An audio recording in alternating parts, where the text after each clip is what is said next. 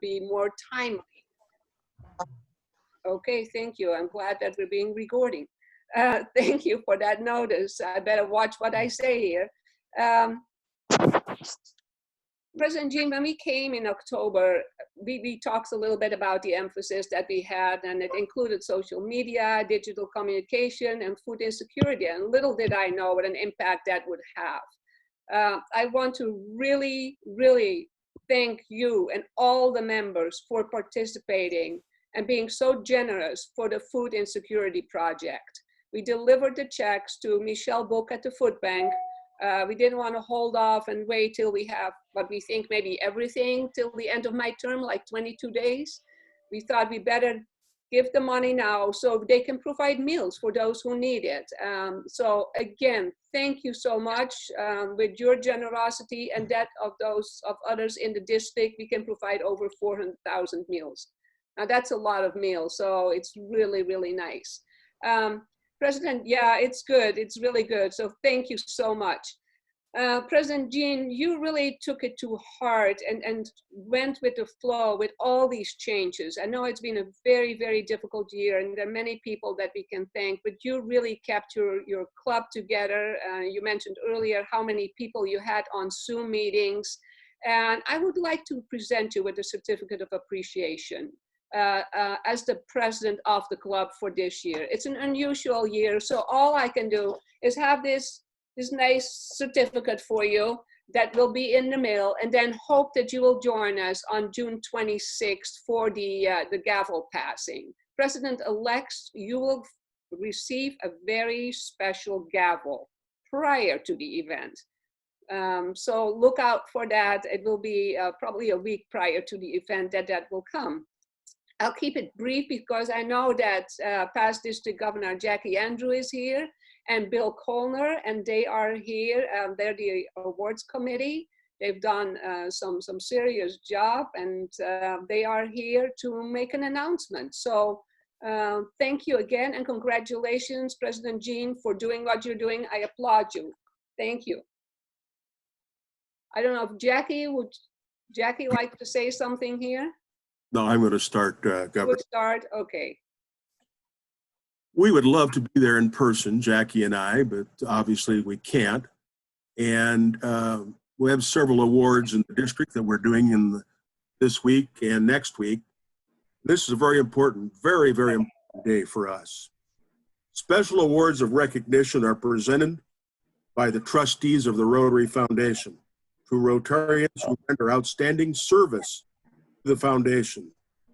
The Rotary Foundation's citation of meritorious service recognizes significant and dedicated service by a Rotarian who promote the foundation programs and thus advance the foundation goals of better understanding and friendly relations.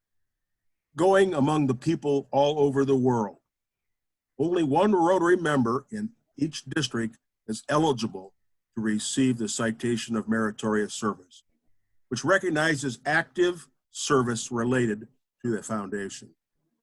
This year's Citation of Meritorious Service recipient exemplifies himself over many, many years in several areas of the Rotary Foundation.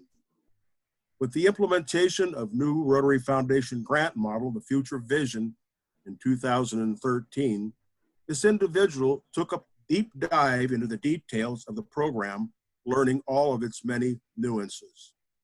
A retired Iowa State University professor, he effectively shared his Future Vision knowledge as a District 6000 grants trainer and through service on the District Global Grants Committee for nearly a decade. Well, by now you have surmised that the recipient of the Rotary Foundation Citation of Meritorious Service is your Ames Rotarian, Gerald Clonglin.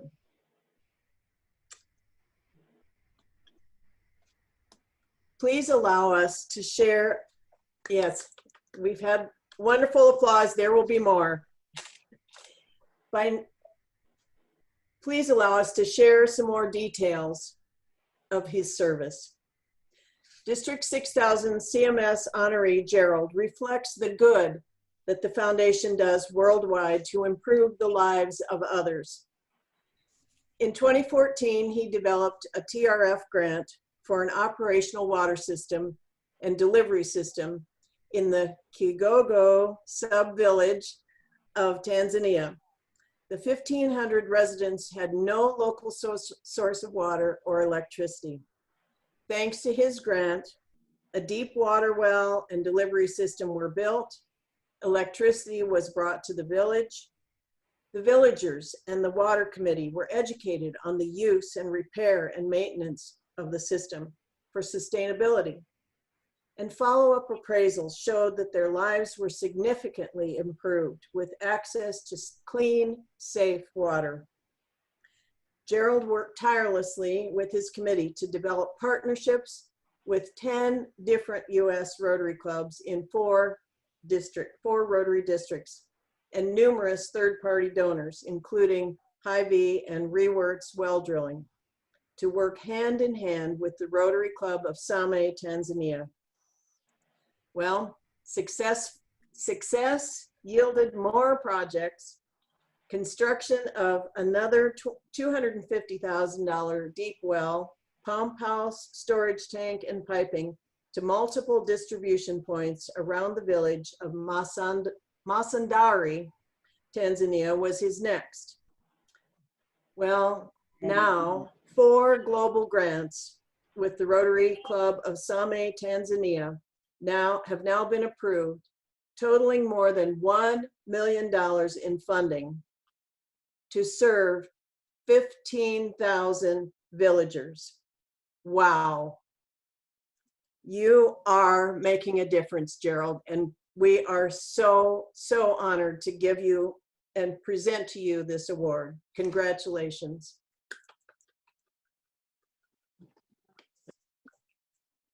Thank you very much. Congratulations, Gerald. Would you like to say something? Sure, couldn't pass this up, right?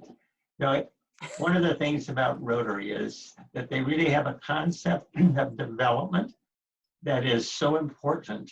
And this is in contrast to many groups that just deal with charity. While charity can be good, development is for the long haul, and not the immediate, usually, challenges. So we've had lots of growth and development, and we've seen the villagers be trained to operate without any of us from Ames or anybody else really deal with the issues, of which there are many, to have a water system that can amazingly help the friendships develop between husband and wife, between neighbors and friends, because oftentimes they spend most of their time competing for water. And when they have water, they can enjoy it and enjoy each other as well.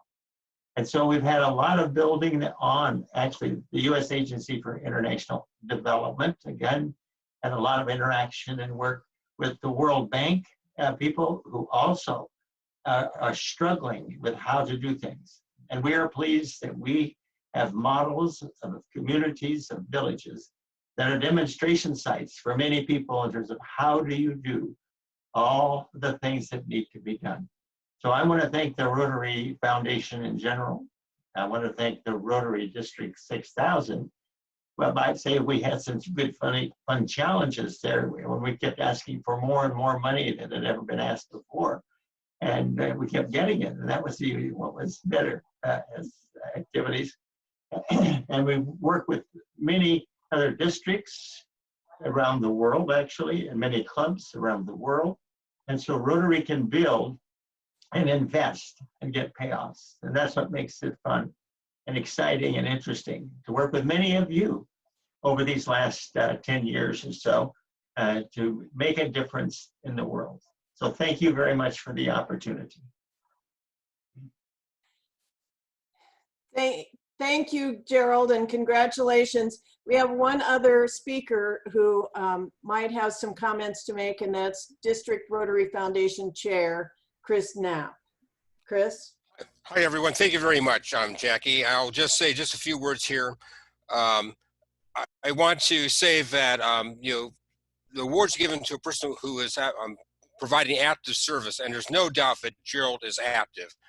You don't see him sitting down very often, and when you do, he probably is asleep and not investing his time in a water project. Gerald has passion, and that passion has created a commitment to improving the lives of people around the world, in particular Tanzania. He's engaged, and he gets your club engaged. He gets our district engaged.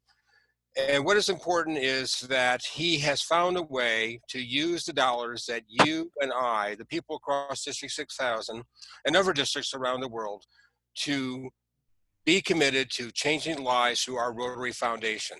And I encourage all of you to continue to help the foundation grow, to contribute to the foundation so that we can continue these wonderful projects, not only in Tanzania, but in Central America and other countries around the world. So thank you so much, Gerald, for leading the way and being our hero today, and for many days in the future with your efforts in the water projects of Tanzania. Thank you very much, Chris. Turning it back to you, Jean. All right, congratulations, Gerald. I hope you were surprised. It was on the QT, and everybody was had to do a secret handshake to say we weren't going to tell you. But I noticed that there's somebody sitting next to you. That can you turn the camera? Or is that Karen right next to you? You're muted, Gerald, so we don't know who it is. But Okay, I would like to introduce my wife, Eileen, who has been a partner in all the activities since 1967, when she and I spent time in, and actually Tanzania's neighbor, Malawi, where we were out in villages and doing many of the same things, but unfortunately not having all the results that we're having now, because we didn't have the resources that we really needed to do with whole villages. And so Eileen has been heavily involved through our church and through Rotary. She's been over there several times, cheering on the women, and she does a lot of training, development. One of the first meetings she had with a group of Tanzanians was that the women, her women's group, is going to give them a couple of blankets. And the two very high-powered leaders, both in Rotary today, even said, well, they thank you for the blankets, but we would like you to come to Tanzania to teach us how to make them. And that's development. And so I think you might say a word or two, if you'd like, in terms of all the things that she's been doing over these years as well. It's very easy to communicate with people who speak another language, have a different culture, if you listen and think about them, their situation. And so it's been a pleasure to help Gerald in his conquests of the world. I might make a comment that we had been in Malawi in 1967. I made my first trip to Tanzania in 2004. And when the plane descended into Arusha, I could see the fields, I could see the people, I could see the animals, and I thought back those previous years when we were in Malawi, and I thought, my goodness, things haven't changed that much. They really did need to have some development and new ideas to help them grow and develop. So thank you for giving Gerald a nice opportunity to become even more involved in worldly activities. So thank you. Well, thank you both. A team that started way back then, you guys are dynamic. So thank you so much, and congratulations, Gerald, and congratulations to the committee that you've led through the years, and thank you for everything that you've done to improve the lives of others that are far away from us. I'm going to move us along in our committee, so thank you for joining us, guests. I understand if you can't stay, but we have a great program, and I'm going to turn it over to our incoming president, Chad, to introduce our speaker for today. Thank you, Jean. And this will be a tough one to follow up, Deb, but that's okay. I'm sure you can do it. Our speaker in our program today is one of our very own, Deb Schildroth. And Deb is actually just coming upon her first year in service as the Assistant City Manager for Ames, Iowa. Prior to that, she spent 29 years with Story County. But she has been a resident since she transferred to Iowa State University in 1987. Her and her husband, Marty, are both ISU grads, and they're very avid ISU sports fans. It's in her short time here with us at the Rotary Club of Ames, which is now 2 years, she's already been a great asset to our club, and we're looking forward to all the things she's going to be able to do with us in the future.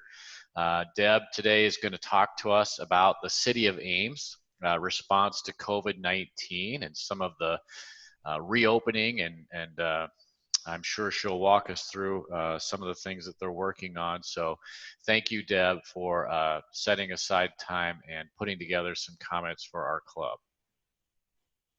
Thank you, Chad, and good afternoon, fellow Rotarians. It certainly is my preference to be with all of you in person, but we've learned to adapt quickly with the virtual meetings, and so I want to thank you for being here today and for this opportunity to share with you the steps that the City of Ames has been taking to respond to the COVID-19 pandemic. Like many things in our community, this has taken a partnership with individuals and organizations to help lead this community through a very difficult and trying time. I'm going to take you back to March, just briefly, when things were starting to settle in to our community as far as the pandemic goes. And prior to the decision of if and when to close city buildings and facilities and pause services, there were several conversations already occurring with our partners for the local public health officials and medical community. And I'm going to share my screen because I do have a PowerPoint. Okay, I get the message that the host has disabled participant screen sharing.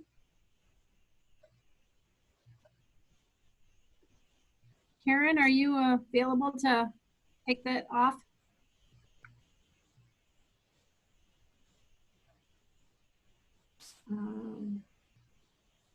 I'll text her. Here we go. Oh, you got it. Okay. There. Come here.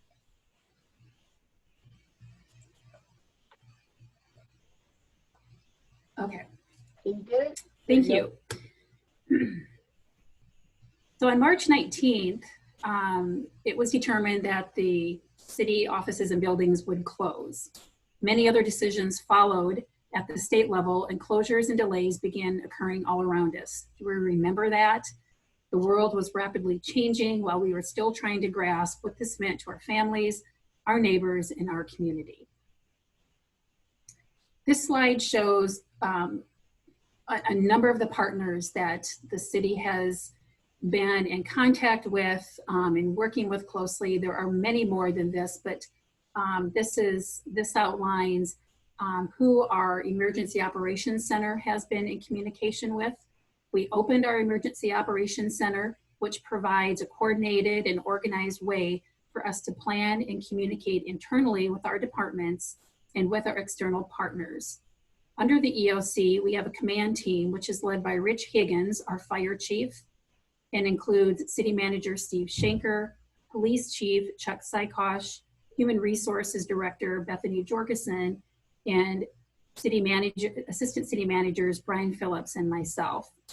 Our partners group involves our external partners, Story County Public Health, Story County EMA, Mary Greeley Medical Center, McFarland Clinic, Iowa State University, Ames Community School District, and United Way of Story County, so everyone you see here on this screen. We quickly realized that we needed to do business differently and began pushing services and doing business virtually or on online platforms. Many of these things were ready available, but the pandemic created a more significant reliance upon them. So while we were busy working on our virtual presence, internally, we kept City Hall partially opened for about a month to allow people to come in if they had to drop something off or pick something up. We implemented a COVID-19 hotline. We developed a COVID-19 web page, and we keep that as updated as information comes available to us. Council meetings were moved to Zoom, as well as other boards and commission meetings. We continued accepting applications and payments online for services and permits. And we did regular messaging through our website and social media accounts. Susan Guiazza, our public relations officer, worked with the mayor on creating video messages on various topics. And we also worked on Ames Responds videos that features subject matter experts on a variety of topics to keep information out there and alive for our citizens. All during this time, the City Council's objective was to keep staff and citizens safe by limiting large groups and providing information and communication. So difficult decisions need to be made, and we followed the governor's proclamations, guidance from IDPH and CDC, and City Council made decisions regarding facilities, services, and events. There was city staff created criteria as a means to try and approach each one of these decisions, and some of that criteria included, is it allowed under the governor's proclamation? What, if any, guidance is required from credentialing organizations? Are there sufficient protections in place for employees and customers? How many customers do we think would attend, and how densely crowded could the event be? And we also determined which areas of a facility, city facility or a city area, could be kept isolated and handled quickly if it became contaminated. So all of those things came into the decision making on what to do with events and programs. So you see here, here are some things that were canceled. The Eco Fair, which would have been our 10th year this year, that was in April. The Mayor's Bike Ride was planned for in May.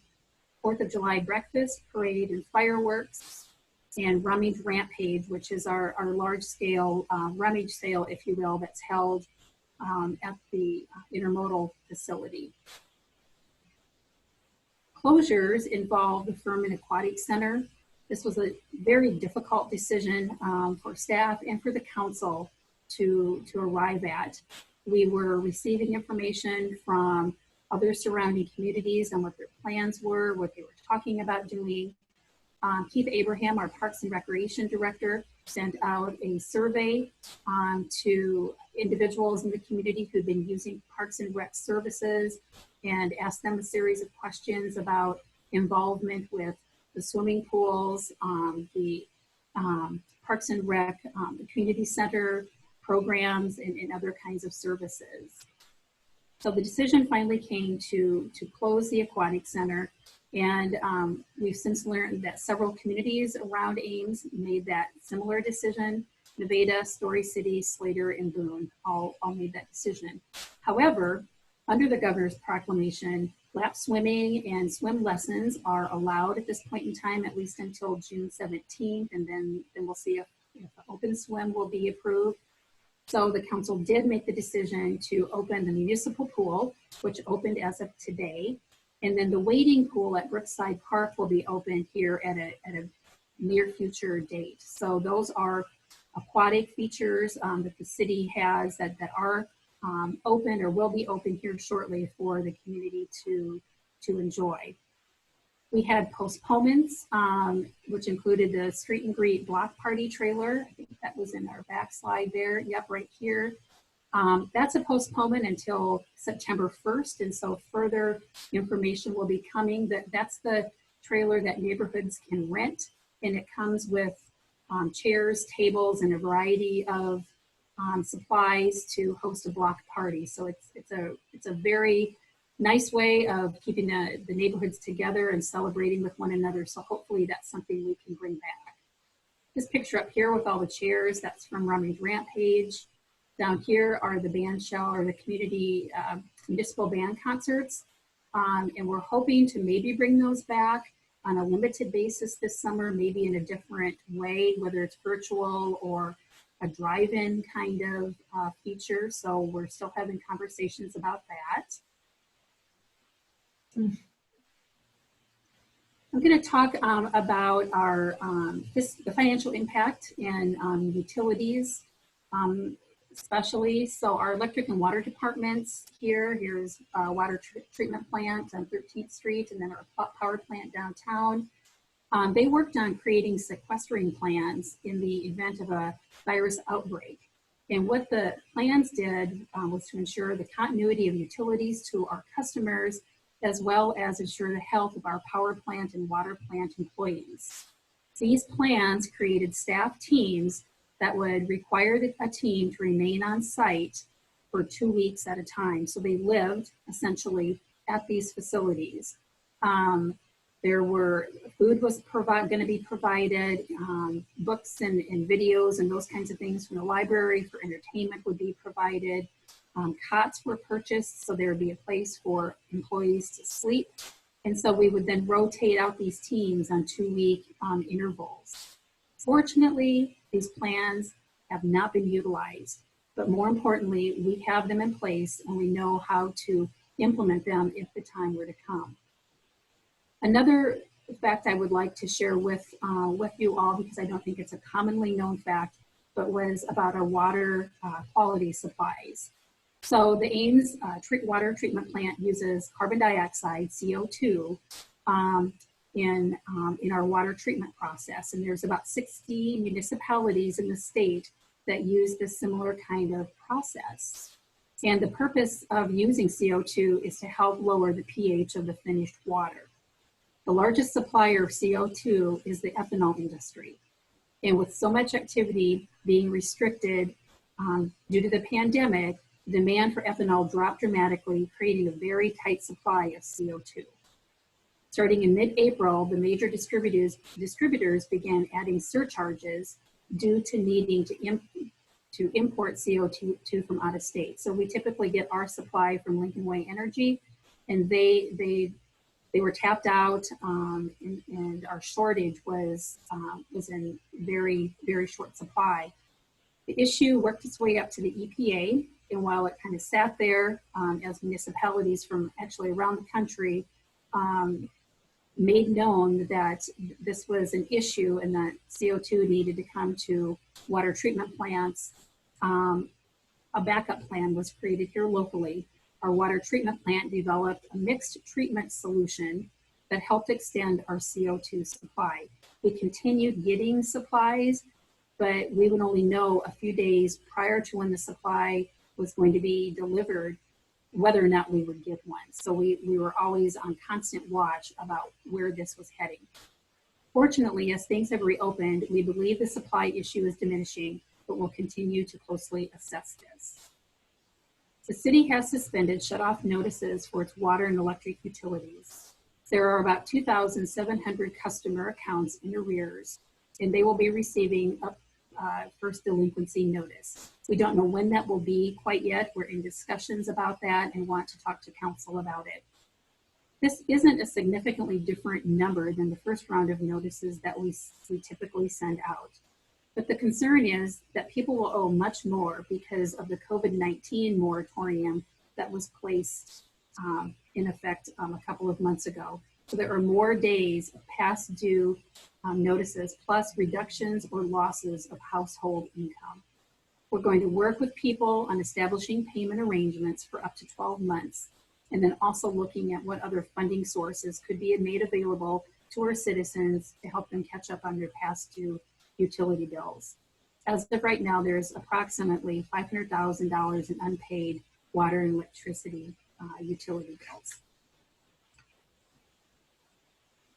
Other fiscal implications for this current fiscal year 20, which ends June 30th, the city has lost about $9.1 million in revenues of local option sales tax, road use tax funds, and in other revenues. Departments have been asked to reduce expenses by delaying purchases and projects, restricting travel and training. it's expected that revenue losses will continue into fiscal year 21, beginning July 1st, here in a few weeks. And a target figure for the city has not yet been identified, but is closely being assessed. The revenue estimating committees, the state committee that looks at identifying what revenues are going to look like so that the state legislature can make their plans on budgeting, released a statement about a week or so ago indicating that there's a total of $350 million lost in revenue statewide. So of course that will impact us. But I believe our department heads have been rising to the occasion. We've been communicating with the council on what this is going to look like and what our services may be that are impacted.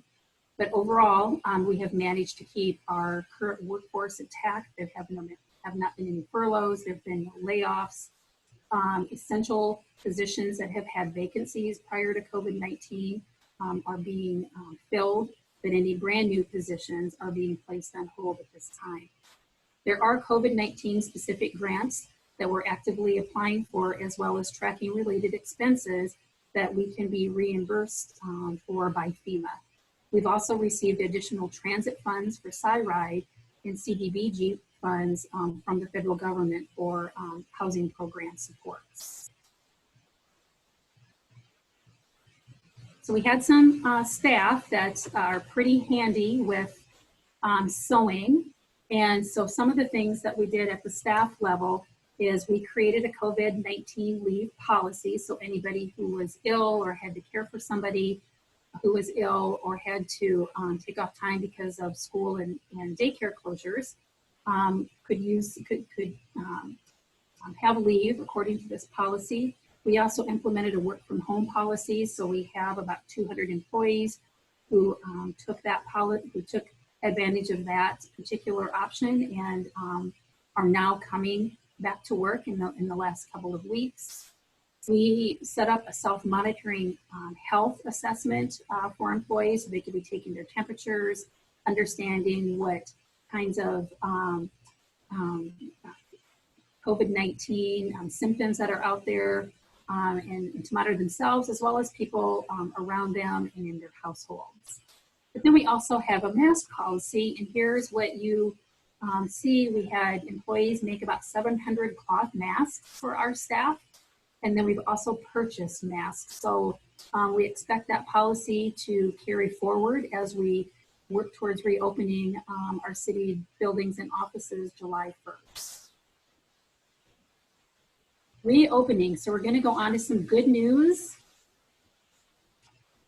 Around the end of April, beginning of May, departments were asked to begin thinking about reopening plans. Homeward Golf Course opened on May 1st, usually the middle of April, but it opened on May 1st. And the library initiated their reopening plans by offering curbside pickups of items that they've been holding since mid-March. There was a lot of stuff. And so they started that particular service on May 19th. There's the library. What they did was they had people schedule a time to come pick up their items, and staff were out there to make sure their bag was available and they could come pick up their bag. So we continued that service now going forward. At the May 12th City Council meeting, Council made further decisions about city events, facilities, and programs in accordance to the governor's order. And I want to point out here, because we get this question periodically, it's important to note that the city cannot be less restrictive than the governor's proclamations, but we can choose to be more restrictive about events and activities that are held on property under the city's control. So for example, the governor had said, we could open the aquatic center and limit that to lap swimming and swim lessons. But we made the decision to keep that closed, though we do have the municipal pool open. So that's just an example of where locally we can make that decision to be a little more restrictive, even though the governor has opened things up. So things that are open, the ice arena, that opened last Friday. I'm gonna back up here. The skate park and playgrounds were opened last week. The dog park was reopened. As I mentioned, the municipal pool opens today. And we are anticipating additional openings, including the restrooms at parks. That's probably going to happen next week, as well as carts at the Homewood Golf Course will be available next week, and the clubhouse will open as well. So we're really trying hard to evaluate these things that the community values, and trying to create some normalcy in our summer here around Ames. Farmers Market has been open now, I believe, going on its 3rd week. It has things in place. They have hand sanitizing stations, encouraging people to keep the social distancing, those kinds of things. So again, kind of another normal thing for an Ames summer that we are wanting to promote.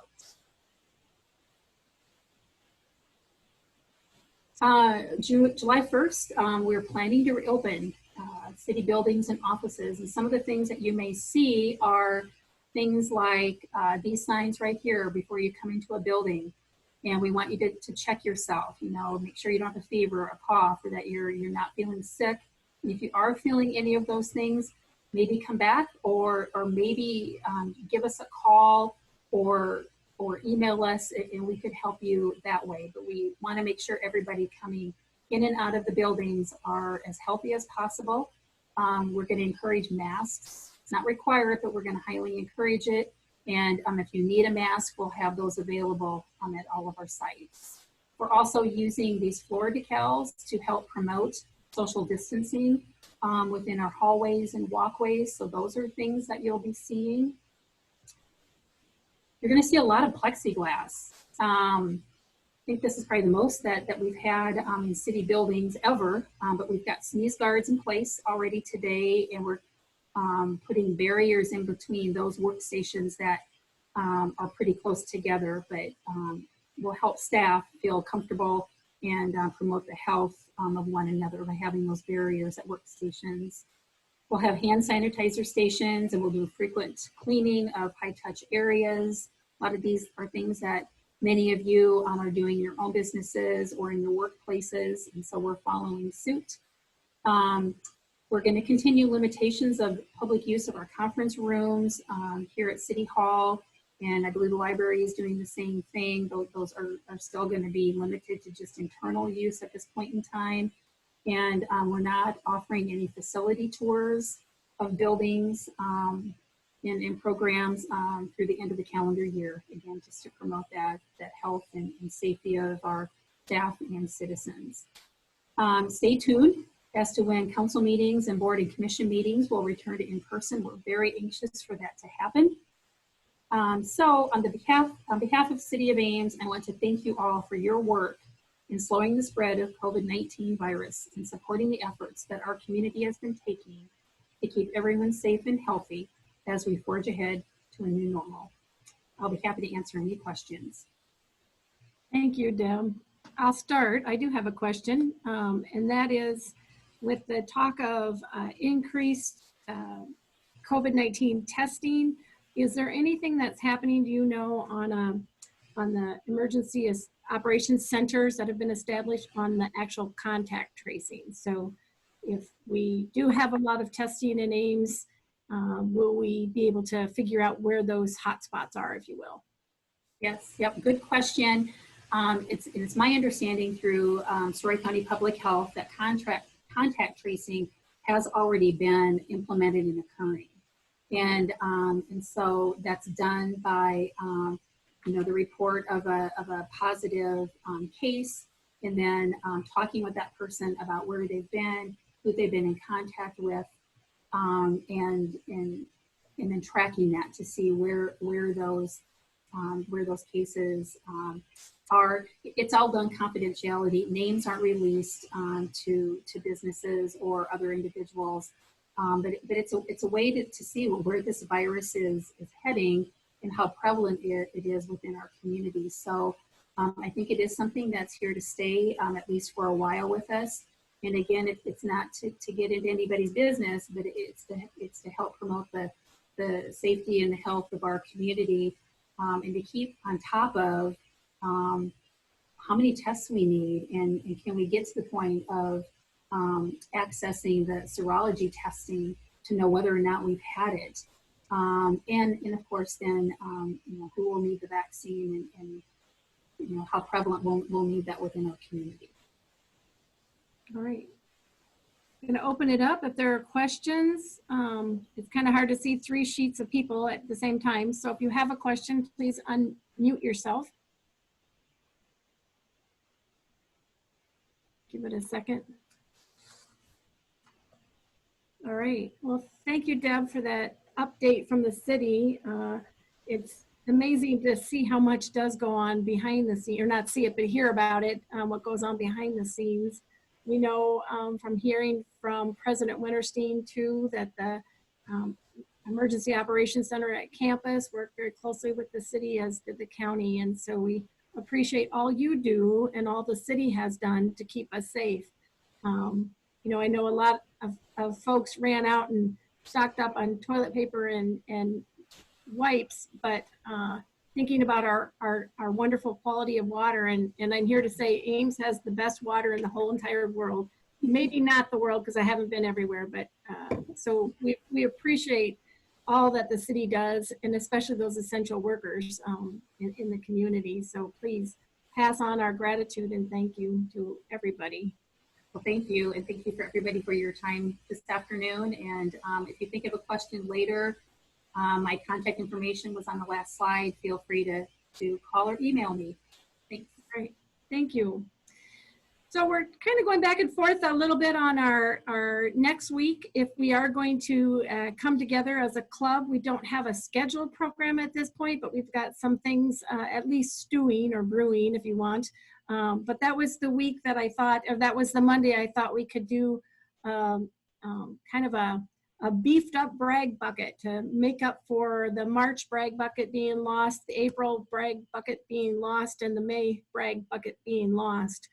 We heard from our scholarship recipients last week, and what a dynamic couple of students that we awarded those scholarships to that we heard from. So I think it'd be great if we could end the year with a full brag bucket. So if you haven't thought of anything you want to brag about, like I said last week, you don't necessarily have to brag, but if you want to just contribute to that fund, that would be awesome. And I'm not asking for millions. I'm just asking for, well, yeah, of course I'm asking for millions. Who am I? Just kidding. Anything would help the fund. So think about that, and I hope that you can all be on our call next week. But more will come on that. We had about 75 on our call today, so we're still doing great. Before we recite the 4-way test, I want to give my sincere congratulations again from Gerald, or to Gerald, from all of us at the club, how proud we are. If you haven't had a chance to see the little chats below, Karen can show you those later, but people are really appreciate all that you've done in the name of the Rotary Club of Ames, and all the help that you've provided to people that we may never see. So thank you for that. As you move forward this week, I have a quote for today. And keep in mind, you only have a couple more weeks to hear my quotes. So you will miss me when I'm not quoting anymore, but this one's a little bit longer. Leave safety behind. Put your body on the line. Stand before the people you fear and speak your mind, even if your voice shakes. When you least expect it, someone may actually listen to what you have to say. Well-aimed slingshots can topple giants. Maggie Kuhn. I'm not promoting violence. I think you can put your slingshots down, but that was part of her quote, and I wanted to share that with you today. So if you would join me in the 4-way test, in all things we think, do, or say, is it the truth? Is it fair to all concerned? Will it build goodwill and better friendship? Will it be beneficial to all concerned? Thank you all. Thank you, Deb. Thank you, Gerald. Thank you, Jackie. I think there's a couple other members who had already left, but thank you for bringing this award to our club. Have a great day, everybody.